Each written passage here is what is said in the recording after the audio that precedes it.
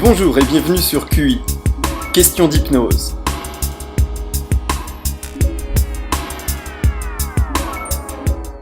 History's spécial Pierre Janet. La question en hypnose. Pierre Janet est né en 1859 à Paris. Philosophe, psychologue et médecin, il est une figure majeure de la psychologie et de l'hypnose française du XIXe siècle. Passionné par la psychologie, il suit des études de philosophie, le seul cursus de psychologie à l'époque, et de médecine, la neurologie abordant également des questions psychologiques. Il est ensuite nommé par le grand neurologue Jean-Martin Charcot, directeur du laboratoire de psychologie de la Salpêtrière. Il fonde la Société de psychologie en 1901 et le journal de psychologie normale et pathologique en 1904. Il intègre le Collège de France en 1902 et y reste jusqu'en 1934. Pierre Janet cherche à démarquer la psychologie de la philosophie en adoptant une démarche de recherche expérimentale en laboratoire. Lors de ses recherches, il recourt à l'hypnose sur des patients reçus pour des problèmes psychiatriques. De ses études, il s'intéresse à l'automatisme psychologique, c'est-à-dire aux actes effectués sans que le sujet s'en aperçoive lui-même, et il écrit de nombreux articles ainsi que sa thèse sur ce sujet. Il continue ses recherches sur les pathologies mentales et notamment sur l'hystérie et les névroses. Selon Pierre Janet, la psychiatrie se trompe en inventant une maladie par symptôme. Par exemple, la phobie, l'angoisse, la dépression, la cyclothymie. Pour lui, c'est la personnalité dans son ensemble qui est malade. Et si seul le symptôme est traité, alors le patient en développe un autre. Il peut devenir boulimique lorsqu'il n'est plus agoraphobe ou alcoolique lorsqu'il sort de la dépression. Passionné par les phénomènes d'automatisme et de transe, il est décrit comme des formes de somnambulisme, que la personne dorme, soit prise de convulsions, rêvasse, danse. Et selon lui, l'hypnose entraîne le patient dans une forme de somnambulisme et d'état modifié de conscience. Il montre que l'hypnose est le résultat d'une deuxième conscience dissociée. Pour cela, il s'appuie sur le suivi de patients atteints de dédoublement de la personnalité. Ces derniers passent d'une personnalité à une autre sans se souvenir de celle qu'ils viennent de quitter. Avec l'hypnose, il se passe un phénomène similaire. Le patient hypnotisé, donc à l'époque, Pierre Janet pratiquait une hypnose profonde, ne se souvient pas de ce qu'il s'est passé pendant l'hypnose.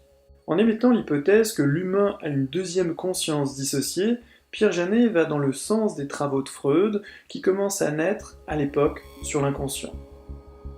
Cette base de la notion d'inconscient qui serait automatique et séparée de notre fonctionnement conscient est d'abord baptisée la désagrégation, puis dissociation. Pierre Janet fait alors le parallèle entre l'hystérie et la transe hypnotique. Puis, la question d'hypnose. Les deux proviennent d'une même cause, la suggestion, mais dans le cas de l'hystérie, il s'agit d'une conséquence pathologique, alors que l'hypnose est une expression contextualisée et sociale de la capacité à se dissocier. À l'époque, il est l'un des derniers à pratiquer et à expérimenter l'hypnose jusque dans les années 20. L'hypnose tombe alors dans l'oubli au profit de la psychanalyse de Freud. Ses travaux, très en avance sur leur temps, seront utiles et confirmés plus tard par d'autres chercheurs, notamment en neurosciences. Toute sa carrière, Pierre Janet s'intéresse également à la psychologie sous différentes formes. La psychologie des conduites, psychopathologie sociale et psychologie dynamique. Il cherche notamment à définir les types et les propriétés des émotions et les rapports entre émotions et actions.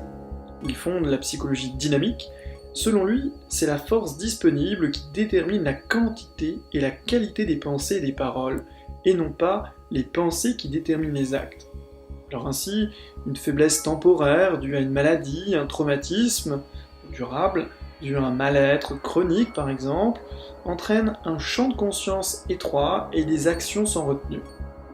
La personne peut faire un geste machinalement ou partir dans une crise de pleurs, un fou rire ou une peur panique lorsqu'une simple idée lui traverse la tête et dès qu'une nouvelle idée arrive, l'émotivité s'interrompt immédiatement.